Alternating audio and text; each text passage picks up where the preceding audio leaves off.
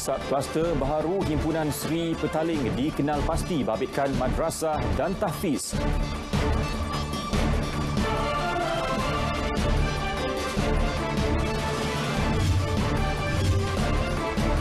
Kompaun ingkar PKP kekal RM1,000. Kebenaran buka semula kedai gunting rambut akan diputuskan meeting.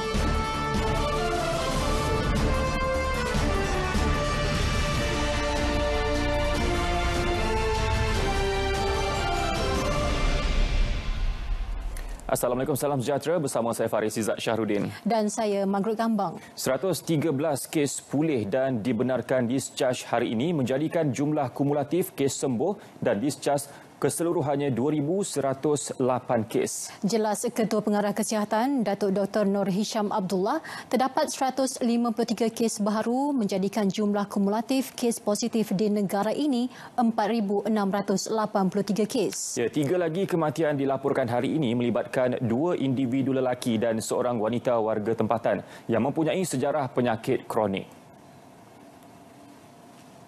Kes kematian ke-74 iaitu kes 4,531 merupakan lelaki warga negara Malaysia berumur 54 tahun dan mempunyai latar belakang penyakit kencing manis, darah tinggi dan penyakit buah pinggang. Beliau telah dirawat di Hospital Tuanku Jaafar Seremban, Negeri Sembilan pada 11 April 2020 dan disahkan meninggal dunia pada 12 April 2020 jam 1.50 pagi.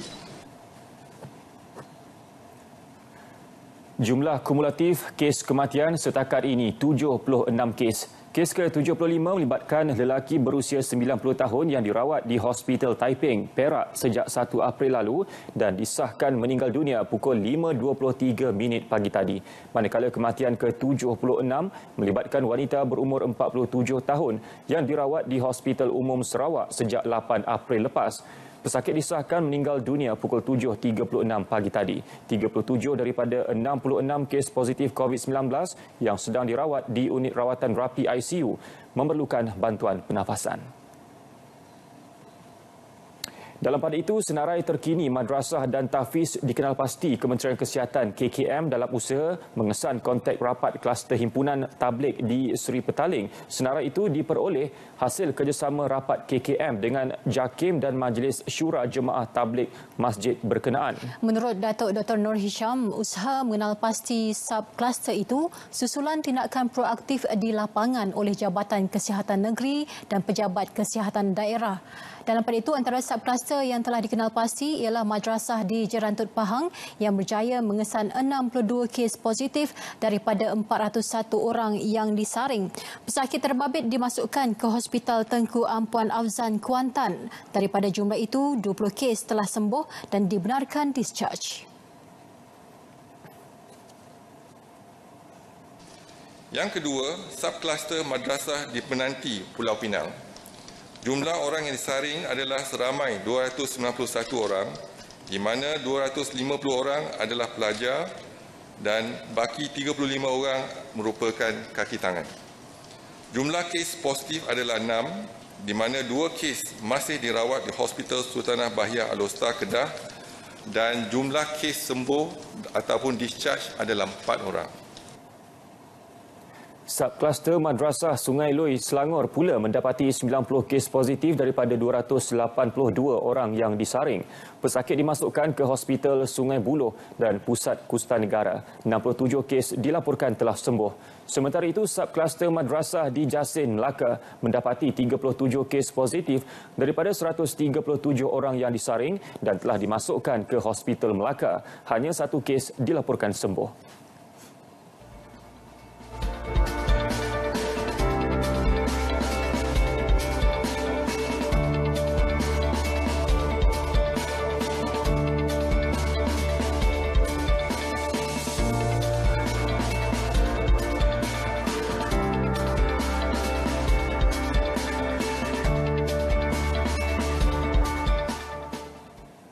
Ya, setakat ini tiada bukti saintifik atau klinikal mengesahkan penggunaan terowong sanitasi berkesan dalam membasmi wabak COVID-19. Jelas Datuk Dr. Nur Hisham, Kementerian Kesihatan sedang melaksanakan penyelidikan untuk melihat keberkesanan penggunaan terowong sanitasi. Jadi kajian telah sedang dilaksanakan. Jadi harap mungkin kita akan dapat data. Tetapi setakat ini kita tak ada bukti-bukti yang kukuh untuk mengatakan dia berkesan. Mengulas mengenai pesakit COVID-19 yang sembuh kembali positif pula, Datuk Dr. Nur Hisham berkata terdapat 2 atau 3 kes pesakit yang sudah sembuh tetapi mereka masih berada dalam kondisi positif lemah. Ia tidak menjangkiti tetapi nampak seolah-olah positif. Kebenaran untuk kedai gunting rambut dan salon beroperasi semula secara berperingkat akan ditentukan Kementerian Perdagangan Antarabangsa dan Industri MITI. Ya, jelas Menteri Kanan Keselamatan Datuk Seri Ismail Sabri Yaakob, premis perniagaan terlibat belum boleh dibuka serta-merta ketika ini memandangkan bukan semua permohonan untuk beroperasi semula akan diluluskan.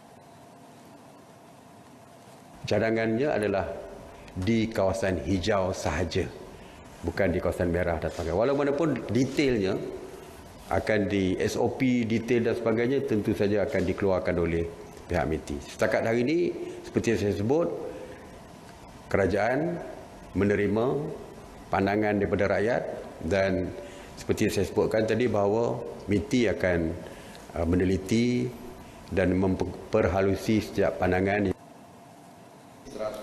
Datuk Seri Ismail Sabri mengulas reaksi sebahagian pihak termasuk pengusaha premis gunting rambut yang menolak untuk beroperasi berikutan penjarakan sosial yang sukar untuk dilakukan. Jumaat lalu, Perdana Menteri Tan Sri Muhyiddin Yassin dalam satu perutusan khas memaklumkan beberapa sektor tambahan akan dibenar untuk beroperasi semula apabila PKP memasuki tahap ketiga 15 April ini.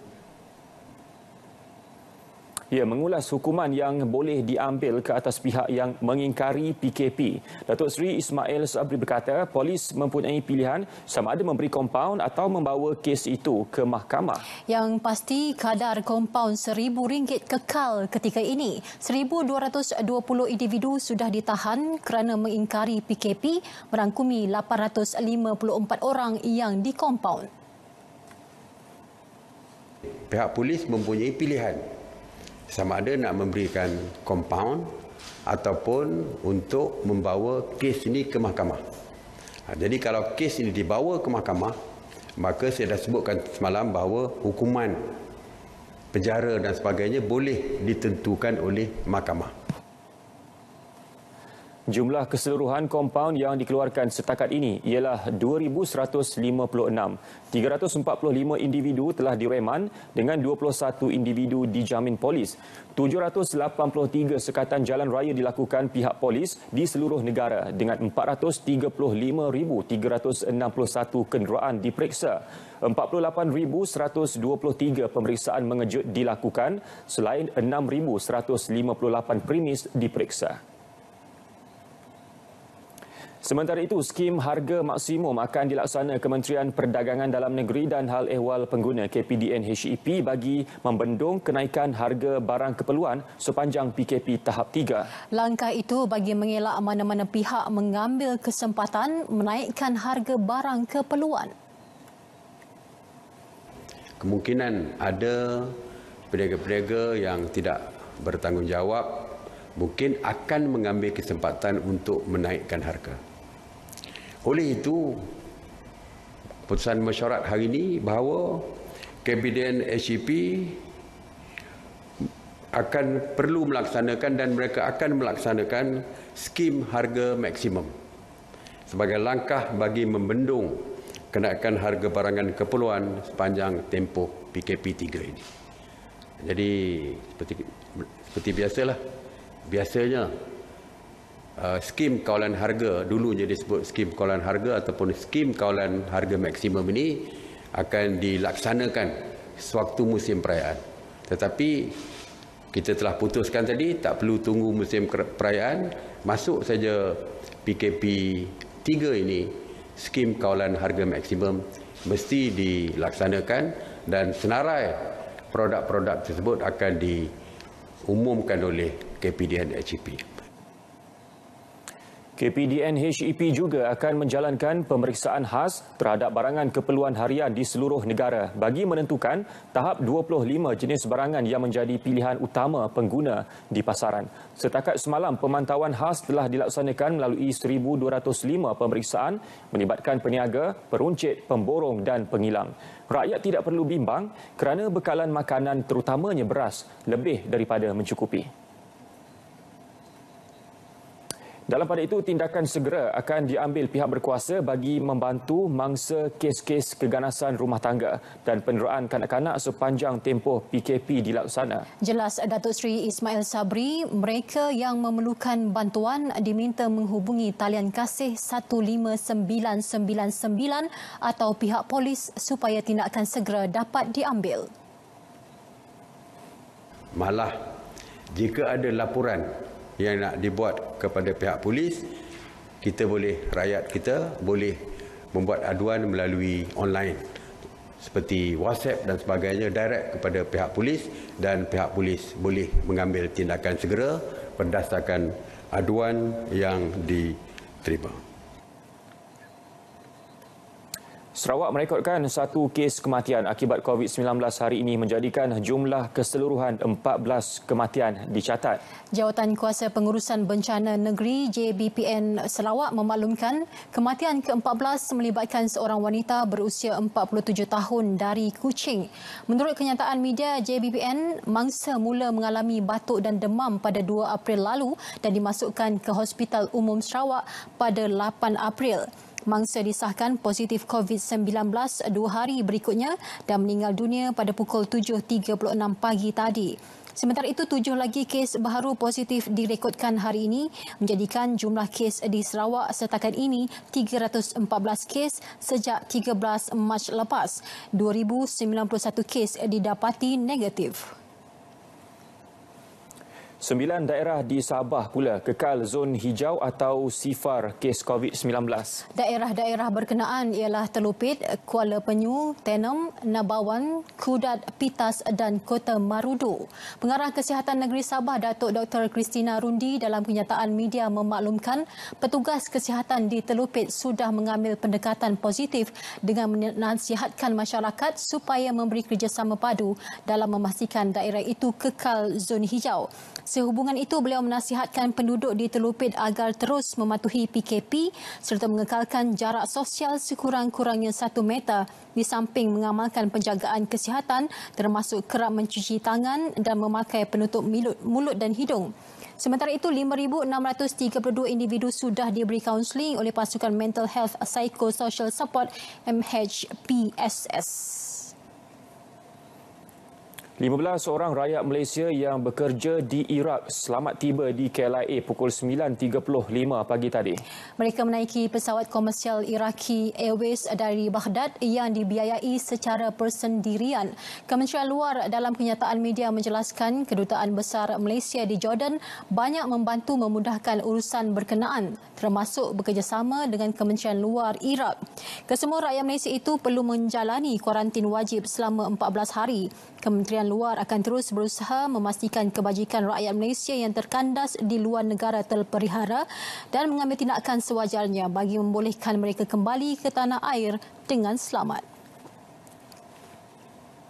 Rakyat Malaysia di Algeria dan Tunisia yang ingin pulang ke tanah air perlu menghubungi pihak kedutaan dengan segera atau selewat-lewatnya pukul 10 pagi Selasa ini. Ketika ini, pihak kedutaan sedang mengemas-kini senarai penumpang bagi penerbangan sewa khas menggunakan pesawat jenis A330 kendalian AirAsia. Kedutaan Besar Malaysia di Algiers dalam kenyataan media menyebut keutamaan akan diberi kepada rakyat Malaysia yang terkandas. Namun bagi mereka yang berhasrat untuk terus menetap di kedua-dua negara, ia di bawah tanggungjawab sendiri. Pihak kedutaan juga tidak mempunyai sebarang perancangan baharu untuk penerbangan sewa khas baharu selepas itu. Semua rakyat Malaysia yang tiba di tanah air wajib menjalani proses saringan dan kuarantin sebelum dibenar bertemu anggota keluarga. Perintah Kawalan Pergerakan Diperketat PKPD di Sungai Loy masuk hari ke-13 sehingga semalam terdapat pertambahan kes positif COVID-19 dengan jumlah kumulatif di kawasan itu 92 kes. Ikuti laporan wartawan Ikhwan Samsudin yang membuat tinjauan di Kampung Batu 21, Hulu Langat, Selangor. 29 Mac yang lalu, Menteri Kanan Keselamatan Datuk Seri Ismail Sabri Yaakob telah mengumumkan Perintah Kawalan Pergerakan diperketatkan di kawasan ini bermula daripada 30 Mac sehingga 13 April 2020. Ekoran daripada 71 orang pelajar tahfiz dijangkiti COVID-19. Seperti mana yang anda boleh saksikan di belakang saya adalah sekatan jalan raya yang dilakukan oleh anggota keselamatan dan hanya pegawai-pegawai perubatan yang dibenarkan masuk untuk bertemu dengan penduduk. Kira-kira pukul 11.30 pagi, kelihatan beberapa buah kenderaan yang membawa pegawai-pegawai perubatan lengkap dengan pakaian pelindung diri PPE mula memasuki lokasi PKPD. Ia diikuti beberapa buah lori Majlis Pembandaran Ampang Jaya MPAJ yang dipercayai digunakan untuk operasi nyahkuman kawasan persekitaran. Bekas Ketua Kampung Batu 21 Muhammad Alias Ali yang berjaya dihubungi menjelaskan, penduduk kampung yang terlibat akur dengan PKPD selain mengamalkan langkah perlu bagi mengelakkan jangkitan COVID-19. Masyarakat sini, penduduk tempatan, kita mengelakkan social contact. Tidak ada lagi arahan kata untuk berjemaah di surau pun dah tak ada. Yang itulah yang kenduri kenara pun tak ada dah semua. Baik. Dan dari sudut kita mengamalkan kebersihan, sanitizing, cuci tangan itu memang ditingkatkan dari masa ke semasa. Muhammad Alias turut memaklumkan setakat ini barangan keperluan asas harian terutamanya makanan mencukupi. Bantuan daripada kerajaan dan badan bukan kerajaan dibekalkan dari semasa ke semasa. Arahan PKPD di Sungai Loy membabitkan hampir 4,000 penduduk merangkumi 700 rumah di 7 kampung. Ikhwan Samsudin, RTM.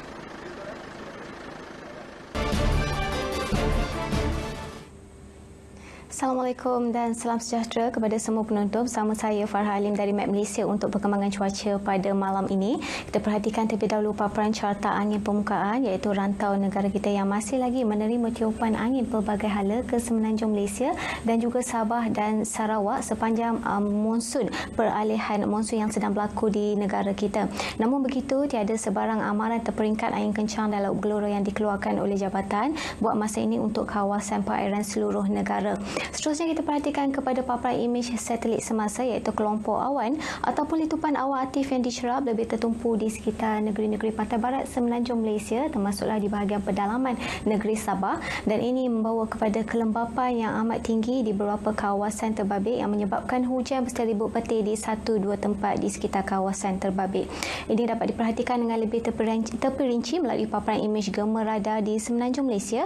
Ribut petir yang sedang berlaku di beberapa tempat melibatkan negeri Kedah dan juga negeri Perak ini dijangkakan akan berterusan sehingga ke lewat malam nanti, manakala hujan berserta ribut petir di 1-2 tempat melibatkan negeri Selangor dan juga negeri Johor masih lagi diramalkan akan berpanjangan sehingga ke lewat malam nanti, manakala negeri-negeri lain dijangkakan tiada hujan. Seterusnya untuk negeri Sabah dan Sarawak, keadaan cuaca lembap lebih tertumpu di bahagian pantai barat dan juga di bahagian pedalaman Sabah serta di 1-2 tempat di sekitar pedalaman negeri Sarawak. Dan keadaan cuaca ini dijangkakan akan berterusan untuk tempoh 2 hingga 3 jam dari sekarang. Seterusnya kita perhatikan kepada paparan ramalan hujan pada keesokan pagi. Melalui model numerika di jabatan kami mendapati keesokan pagi sekitar jam 10.30 pagi meramalkan tiada hujan di semenanjung Malaysia termasuklah di Sabah dan juga Sarawak. Sekian saja informasi cuaca untuk malam ini. Seterusnya kita lihat ramalan cuaca bagi bandar-bandar utama di seluruh Malaysia sepanjang pagi esok. Assalamualaikum.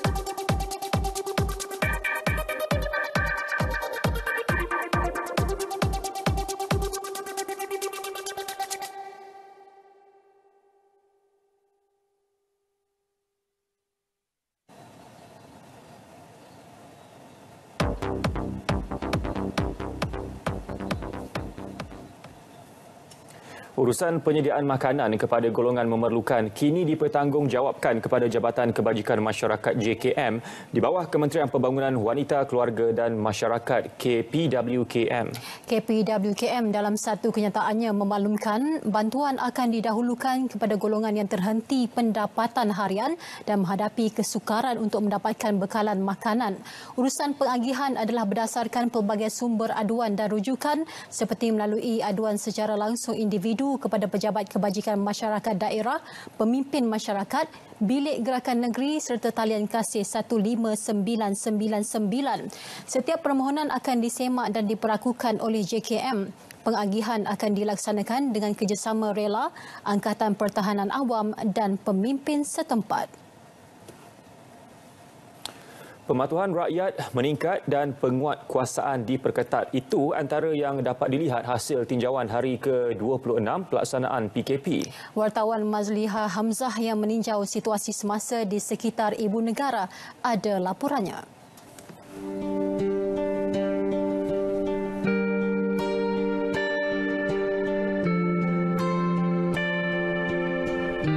Tinjauan saya bersama kru di kawasan Bangsar, Jalan Travers, Lebuhraya Sultan Iskandar, Jalan Tun Razak dan Jalan P. Ramlee. Lokasi popular ini yang kebiasaannya setiap hari dan hujung minggu dipenuhi orang ramai serta keadaan trafik sesak, lengang. Sementara itu, sekatan jalan raya yang dilakukan polis dan tentera di semua jalan masuk utama ke Ibu Negara berjaya menghadkan pergerakan orang ramai. Sepanjang pemerhatian saya, antara yang ditahan dan diperiksa melibatkan penghantar makanan, ia bagi membantras aktiviti penyeludupan barangan terlarang selain terdapat beberapa buah kenderaan yang mempunyai lebih seorang penumpang turut ditahan. Ketika tinjauan berhampiran sekatan jalan raya di Jalan Travers, saya dimaklumkan oleh beberapa pegawai polis yang bertugas, hampir 98% pengguna jalan raya kini telah patuh sepenuhnya terhadap semua arahan dan peraturan pihak berkuasa. Tinjauan saya turut tertumpu ke salah sebuah pasaraya di Bangsar. Seawal pukul 10 pagi, pelanggan yang datang beratur dan memenuhi langkah penjarakan sosial sebelum masuk ke pasaraya mengikut giliran. Pihak polis serta anggota rela turut ditempatkan di pintu masuk pasaraya tersebut bagi mengawal keadaan dan memastikan orang ramai mematuhi setiap peraturan. Pemeriksaan suhu badan turut dilakukan oleh pengawal keselamatan pasaraya. 4 hari saja lagi genap sebulan kita menjalani perintah kawalan pergerakan PKP, dan kepada anda yang peka dan bijak, teruskan melakukan pengorbanan ini dengan mematuhi segala nasihat dan saranan pihak kerajaan untuk sama-sama kita perangi pandemik COVID-19 ini. Stay at home, duduk di rumah. Mazliha Hamzah, RTM.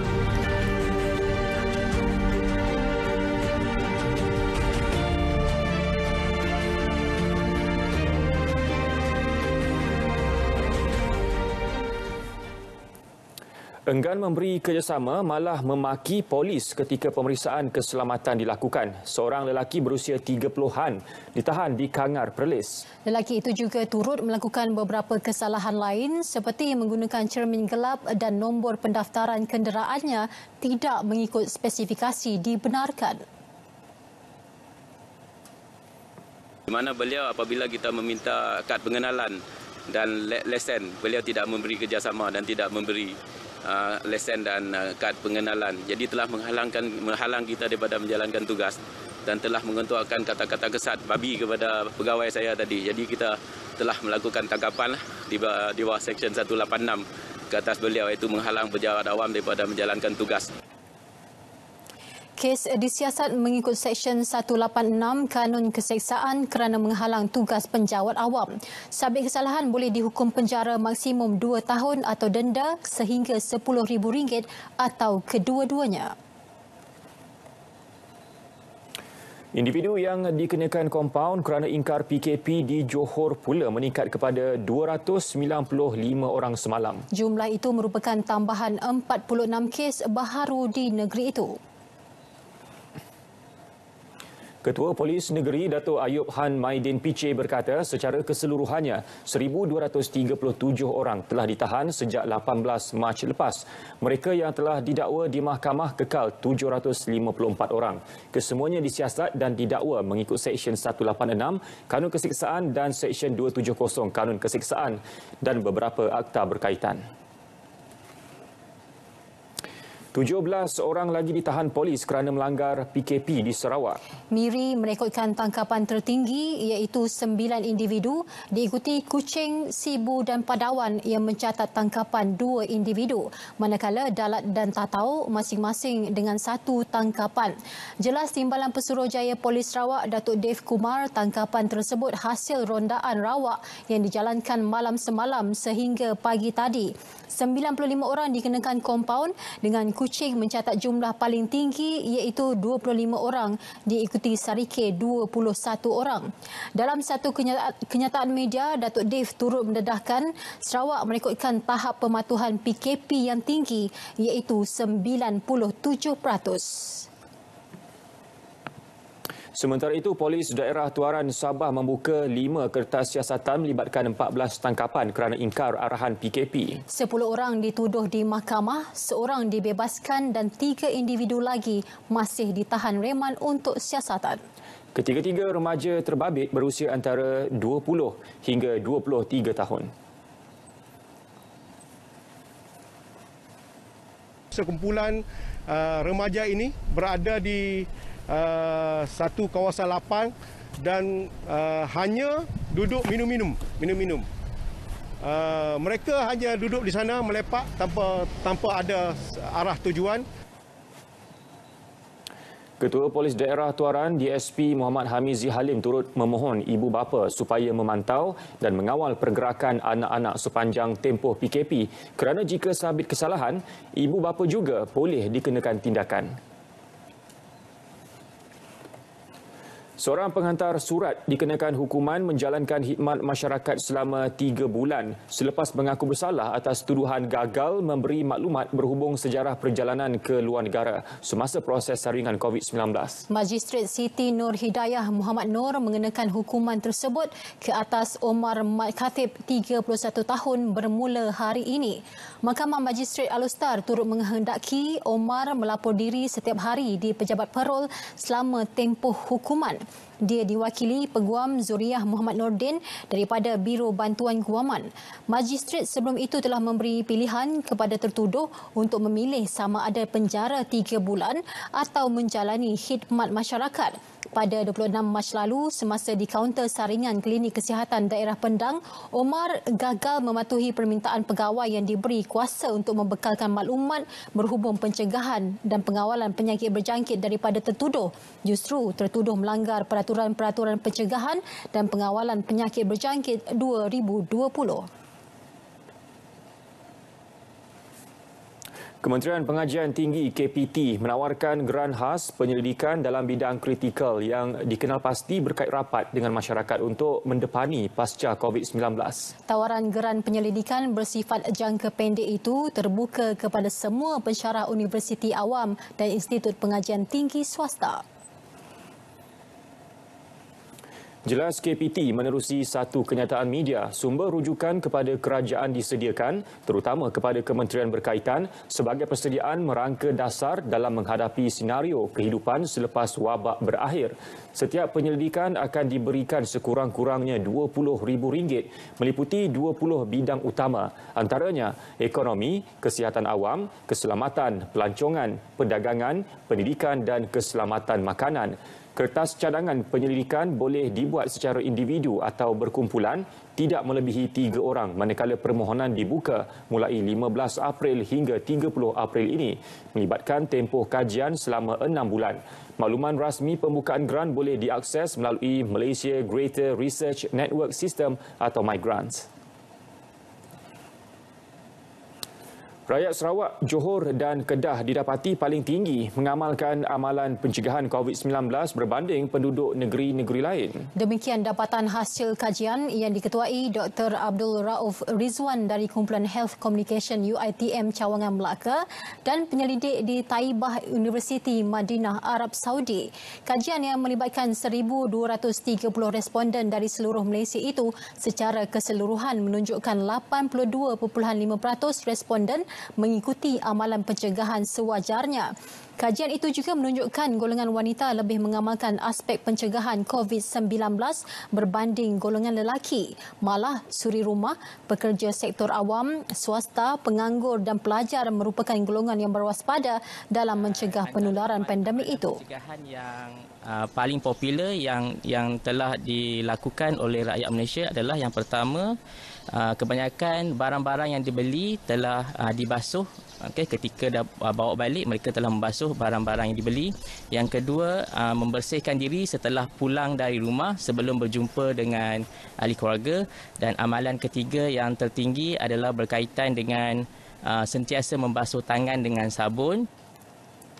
Dr. Abdul Rauf Rizwan menyatakan perkara itu di Alur Gajah, Melaka. Pasar Besar Machang menjadi pasar basah pertama di Kelantan menjadikan kebok atau ruang nyah kuman khas yang diletakkan di pintu masuk utama pasar. Mesin khas yang disediakan Majlis Daerah Machang MDM itu dihasilkan sendiri kaki tangan unit kejuruteraan dan mengambil masa 3 hari untuk disiapkan. Mesin nyah kuman tersebut dilengkapi 6 pancuran mengeluarkan semburan cecair nyah kuman secara automatik apabila pelanggan memasuki kebok. Semua pelanggan juga perlu menjalani pemeriksaan suhu badan sebelum dibenarkan masuk ke kawasan pasar. Ini adalah satu-satunya disinfection chamber yang dipasang di pasar lah. Ini yang pertama, saya difahamkan begitu.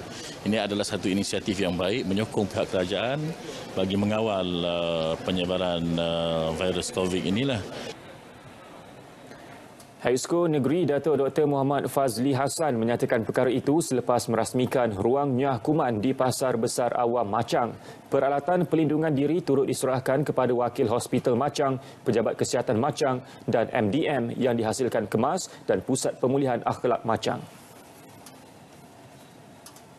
2 stesen dekontaminasi nyah kuman dibina Markas 8 Brigade Infantry di Kem Desa Pahlawan, Kota Baru untuk kegunaan 900 anggotanya yang terlibat dalam operasi penguatkuasaan PKP.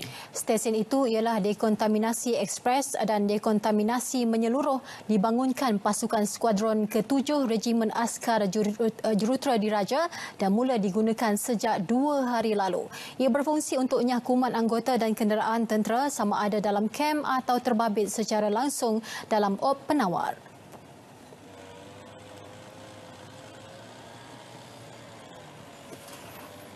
Sebenarnya kita buat perkara ni daripada awal lagi tapi secara berperingkat lah. Dari semasa kita buat penambahbaikan.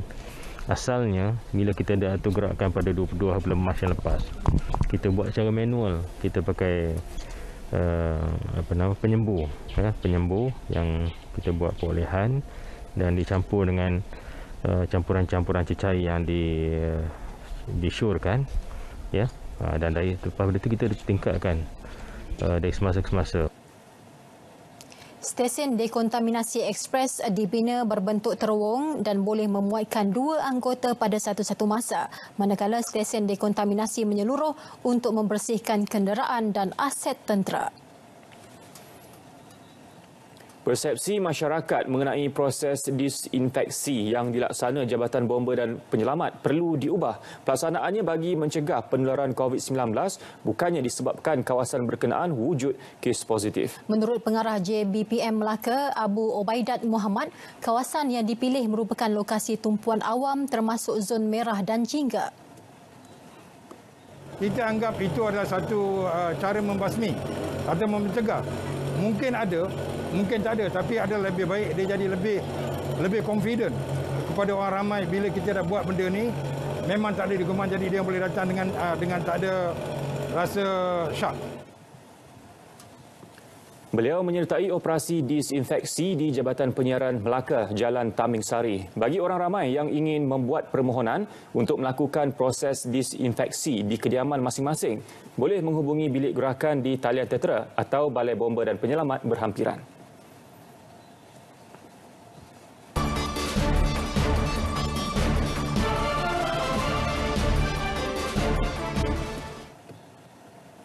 Perbadanan Tabung Pendidikan Tinggi Nasional PTPTN yakin dapat mengekalkan dividen tinggi bagi skim simpanan pendidikan nasional SSPN tahun ini walaupun negara dilanda COVID-19. Untuk itu, rakyat Malaysia diminta terus menyokong dan menyimpan dalam SSPN. Menurut Ketua Pegawai Operasi PTPTN Mastura Muhammad Khalid, gangguan ekonomi yang dihadapi negara ekoran penularan COVID-19 mampu menjelaskan pelaburan PTPTN. Namun, PTPTN sentiasa bersedia menghadapi sebarang kemungkinan dengan mengubah suai strategi pelaburannya. Namun begitu untuk tahun 2020 ini, kerana walaupun dalam suku tahun masuk suku tahun kedua kita telah pun dilanda dengan wabak seperti ini, namun PTPTN akan cuba untuk mengekalkan pelaburan di tempat yang selamat dan juga yang dapat memberi pulangan yang tinggi kepada pendeposit.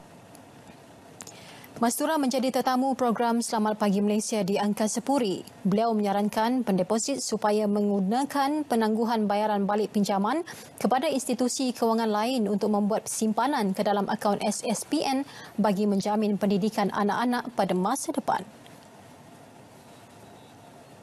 Usaha Fama Kedah memperkenal khidmat pembayaran tunai semasa serahan COD barangan basah kepada pelanggan bukan sahaja membantu mengurangkan risiko jangkitan COVID-19, malah memperkasa ekonomi digital negara. Sejak PKP bermula sehingga 8 April lalu, 5.52% atau RM136,863 daripada 2.4 juta nilai jualan dicatat di Kedah menerusi operasi pusat jualan Fama di Langkawi, Sungai Petani dan Alustar. Pakej ditawarkan adalah campuran bahan mentah seperti ikan, ayam dan daging serta sayuran berharga RM30, RM35 dan RM45. Saya dapat mesej ni daripada WhatsApp group. Okey, Cik Rosli yang forward kepada dia lah, penduduk Sungai Petani. So daripada situ saya WhatsApp dan saya order. Hari ni saya pick up. Mudah dan cepat. Harga dia? Harga dia memang berpatutan. Saya dapat WhatsApp ni daripada salah seorang daripada KG Tengah Fama yang telah memberitahu yang Fama ada buat pakej jualan untuk barang-barang keperluan kita lah. Jadi alhamdulillah. Dan saya pun tanpa berbicara terlalu banyak, saya bincang isteri saya dan saya pun terus buat tempahan kepada Encik Rosli, iaitu salah seorang daripada tengah di sini lah. Dan saya dapati pakej yang ditawarkan tu adalah harga menasabah, harganya pun tak terlalu mahal. Kita ada buat juga penghantaran berdasarkan jarak. Kalau jarak 10 km kita cas RM5, kalau 20 km RM10. Jadi para pengguna boleh melayari laman web Agrobazar online dan buat tempahan, pihak Fama akan sedia menghantar. Selain perkhidmatan COD, pelanggan juga boleh membeli barangan keperluan di Pasar Segar Terkawal Fama di 77 lokasi seluruh negara. 80% pekebun kecil dan penoreh getah di seluruh negara belum menuntut insentif pengeluaran getah IPG ekoran kejatuhan harga komoditi itu. Jelas Menteri Perusahaan, Peladangan dan Komoditi, Datuk Dr. Muhammad Khairuddin Aman Razali, IPG akan diaktifkan secara automatik apabila harga getah sekerap jatuh di bawah RM2.50 sekilogram. Antara faktor utama kegagalan penoreh membuat tuntutan kerana mereka beranggapan prosesnya sukar selain perlu ke pejabat Lembaga Getah Malaysia yang terletak jauh dari kediaman mereka. Keseluruhannya terdapat 400,000 pekebun kecil dan penoreh getah di seluruh negara yang terdiri daripada golongan berpendapatan rendah B40.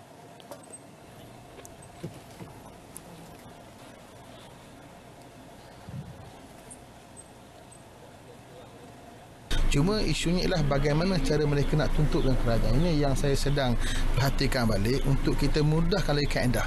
Kalau setakat ini mereka penoreh ini mereka mesti berdaftar dengan 4G mesti ada berdaftarlah dengan 4G dulu. Bila mereka daftar, baru mereka boleh claim. Kalau contoh mereka beli dengan peraih tadi, mereka jual dengan peraih dengan harga RM7, baki lagi 8%, kita akan bayar terus ke akaun mereka lah. Cuma yang saya nak tengok sekarang ni, bagaimana cara yang lagi mudah untuk orang kampung membuat claim. Sebab setakat ini, tuntutan yang dibuat oleh penoreh getah ini sangat kecil. Sekitar 10 ke 20% sahaja yang membuat claim. Datuk Dr. Muhammad Khairuddin melawat pusat belian getah di Kampung Luar Baling, Kedah. Kerajaan Persekutuan menyifatkan langkah Kerajaan Negeri Sabah membenarkan industri kilang sawit beroperasi semula satu tindakan tepat. Menurut Timbalan Menteri di Jabatan Perdana Menteri Arthur Tan Sri Joseph Kurup, langkah itu membolehkan penduduk kampung yang bergantung kepada hasil jualan kelapa sawit menyara keluarga yang terjejas berikutan PKP. Terima kasih kepada Kerajaan Negeri Sabah kerana telah menyahut cadangan kita membuka balik industri sawit ini.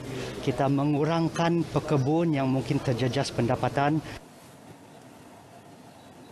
Beliau ditemui media selepas mengagihkan bantuan makanan kepada 500 ketua isi rumah di daerah kecil Suk Keningau. Jumaat lalu, kerajaan negeri membenarkan semula ladang dan kilang sawit yang diarah tutup di 6 daerah di Sabah beroperasi semula namun tertakluk kepada syarat ditetapkan. Penutupannya sebelum ini sebagai langkah membendung penyebaran COVID-19 dalam kalangan pekerja ladang berikutan terdapat pekerja yang didapati positif. Assalamualaikum dan salam sejahtera. Persatuan Pemain Bola Sepak Profesional Malaysia PFAM akhirnya tunduk kepada cadangan pemotongan gaji seperti digariskan Persekutuan Bola Sepak Antarabangsa FIFA. Namun mereka meletakkan 2 syarat utama yang harus dipenuhi sebelum pintu rundingan pemotongan gaji dibuka. PFAM dalam satu kenyataan memaklumkan syarat diletak bagi memastikan hak setiap pemain dilindungi. Syarat pertama, pasukan yang mempunyai masalah tunggakan gaji sebelum pandemik COVID-19 wajib menyelesaikannya terlebih dahulu. Bagi syarat kedua pula, PFAM mahu rundingan dan persetujuan dibuat secara satu persatu dengan setiap pemain dan tidak dilakukan secara pukul rata. Ini kerana setiap atlet mempunyai nilai gaji dan keperluan berbeza. PFAM turut menegaskan segala unsur niat jahat seperti paksaan, pengaruh tidak wajar, representasi yang salah dan penipuan tidak boleh diterima. Sekiranya berlaku perkara sebegitu, Persatuan mahu tindakan tegas diambil FAM dan Liga Bola Sepak Malaysia. Liga Bola Sepak Malaysia MFL menganggap masih terlalu awal untuk memuktamadkan status penganjuran Liga M musim ini. Ketua Pegawai Eksekutifnya Dato' Abdul Ghani Hassan berkata, pihaknya mempunyai perancangan tersendiri dalam situasi sukar akibat penularan COVID-19. Menurut Dato' Abdul Ghani, pihaknya tidak boleh tergopoh gapah dalam membuat keputusan. Butiran perancangan juga tidak boleh didedahkan kerana ia membabitkan lembaga pengarah MFL. Tegasnya, sebarang ketetapan diputuskan hasil nasihat Kementerian Kesihatan bergantung kepada tempoh Perintah Kawalan Pergerakan. Beliau bagaimanapun berjanji untuk mengumumkannya kepada pasukan terlibat. Saingan Liga M ditangguhkan sejak 16 Mac lalu. Beberapa pihak mendesak MFL supaya membatalkan terus penganjuran musim ini. Ada juga mencadangkan saingan dilangsungkan tanpa kehadiran penyokong. Penyerang kebangsaan Nur Syahrul Idlan Talaha menyifatkan kenyataan ejennya Abdul Halim Abdul Syukur berhubung kemelut dirinya beraksi di negara jiran sebagai penipuan. Beliau yang lebih dikenali dengan julukan Mak Yo menganggap dakwaan Halim sebagai cubaan mengalihkan isu utama. Tegas Mak Yo, isu utama ialah mengapa ejennya itu menghilangkan diri dan tidak dapat dihubungi ketika beliau mahu mendapatkan bantuan dan khidmat nasihat ketika situasi sukar akibat pandemik COVID-19. Sebaliknya, semalam Abdul Halim mendakwa terdapat kes yang belum selesai antara dirinya, ejen Thailand dari Pro24 Agency, Kelab BG Patum United dan Persatuan Bola Sepak Thailand. Mak Yo mendakwa tindakannya menandatangani perjanjian dengan Pro24 Agency telah mendapat lampu hijau daripada Abdul Halim. Ejen itu juga berjanji akan menyelesaikan isu berbangkit dengan pihak pengurusan BG Patum United termasuk pengarah teknikal dan ketua jurulatih. Mak Yo juga sangsi dengan dakwaan Abdul Halim kononnya beliau belum menerima bayaran yuran ejen. Bagi mengelak kemelut berpanjangan, pemain berusia 34 tahun itu mahu Abdul Halim supaya tampil menghubunginya segera. Mak Yo berhijrah ke kelab Thailand Januari lalu. Dalam perkembangan e-sport pula, 30 pasukan PUBG Mobile dari seluruh negara layak ke peringkat kebangsaan kejohanan My Stay at Home Challenge. Mereka mewakili negeri masing-masing dan berentap pada aksi peringkat akhir hari ini. Pasukan dibahagi mengikut beberapa zon. Setiap negeri dan wilayah persekutuan diwakili 2 pasukan. Mereka diletakkan dalam 2 kumpulan berbeza. Pertandingan merupakan anjuran e-sports Malaysia dengan kerjasama Kementerian Belia dan Sukan. Dalam pada itu, Kementerian Belia dan Sukan memberi jaminan untuk mengangkat bidang e-sports tempatan ke tahap baharu. Untuk itu, Menterinya Datuk Sri Riza Marikan Naina Marika memaklumkan mahu mempergiat kerjasama dengan pemain industri. Tapi saya beri jaminan bahawa kementerian saya akan meneliti dan melihat benda ini dan akan memberi suatu nafas baru kepada e-sport dan melihat perkembangan e-sport ni secara lebih positif agar bukan hanya kita dapat membangunkan e-sport dalam sudut yang boleh membawa penjanaan kepada negara, tapi penciptaan pekerjaan pada anak muda, tapi juga boleh menghasilkan aktiviti-aktiviti yang boleh dianggap positif dan juga yang bermanfaat, yang konstruktif. KBS juga mahu lebih ramai pemain e-sports profesional dilahirkan. Datuk Sri Rizal berkata demikian semasa menyaksikan peringkat akhir kejohanan My Stay at Home Challenge di studio e-sports Malaysia. Larangan keluar rumah sepanjang tempoh Perintah Kawalan Pergerakan PKP menyebabkan kawasan Riadah di Putrajaya dipenuhi puluhan memerang. Haiwan terbabit dilihat bersantai di tepi tasik yang kini lengang selepas masyarakat setempat berada di rumah sepanjang masa. Video ini dimuat naik Ricky Kazim di Twitter sebelum ia tular di laman sosial. Hanya kerana sebentuk cincin yang dibuang seorang wanita, seorang lelaki sanggup menyelam di sebuah sungai di Virginia, Amerika Syarikat. Kerana cincin itu juga, penyelam scuba dikenali Jake Collier sanggup mengembara selama 20 jam untuk lokasi kejadian. Dia melihat cincin itu dibuang menerusi aplikasi TikTok sebelum menjejakinya menerusi Google Maps. Selain cincin, Jake turut menemui duit shilling dan iPhone. Memandangkan pemilik cincin tidak mahukan cincin itu lagi, Jake bercadang menjualnya.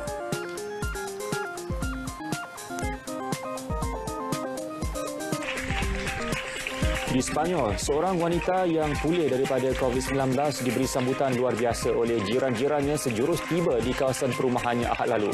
Wanita berusia 54 tahun itu disambut dengan tepukan gemuruh dan muzik selepas dikeluar daripada ambulans yang menghantarnya. Dia dilihat sebab sambil melambai tangan kepada jiran-jirannya yang bersorak di balkoni rumah masing-masing.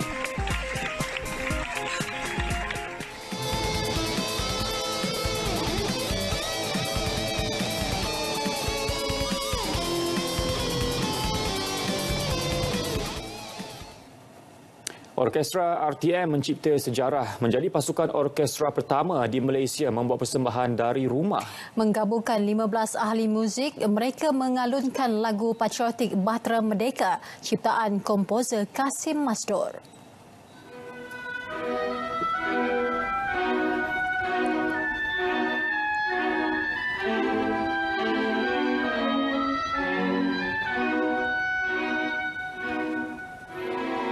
Menurut pengarah muzik RTM, Datuk Mohzani Ismail, pemilihan lagu Bahtera Merdeka amat bertepatan dengan situasi semasa negara yang berdepan pandemik COVID-19. Pilihan lagu Bahtera Merdeka ini adalah satu lagu patriotik yang dicipta oleh Kasim Masdo dan dinyanyikan oleh Ahmad Jahid. Semua orang tahu lagu tersebut. Melodinya cukup menusuk hati. Kalau kita lihat dalam segi katanya, kalau dinyanyikan, jiwa dan raga bukti kalah pada nusa bangsa. Jadi bersesuaian dengan situasi semasa yang tengah melanda negara kita. Jadi sebab itu pilihan lagu itu saya rasa cukup tepat. Baik, berita perdana edisi 12 April 2020 berakhir di sini. Patuhi perintah kawalan pergerakan. Duduk di rumah, jangan keluar. Ya, jaga kebersihan diri dan keluarga serta gunakan pencair pembasmi kuman. Terus setia bersama RTM, jenama diiktiraf paling dipercayai. Ya, kami tinggalkan anda dengan alunan lagu Bahtera Merdeka oleh Orkestra RTM yang dibuat di rumah. Dengan itu, Assalamualaikum. Salam sejahtera.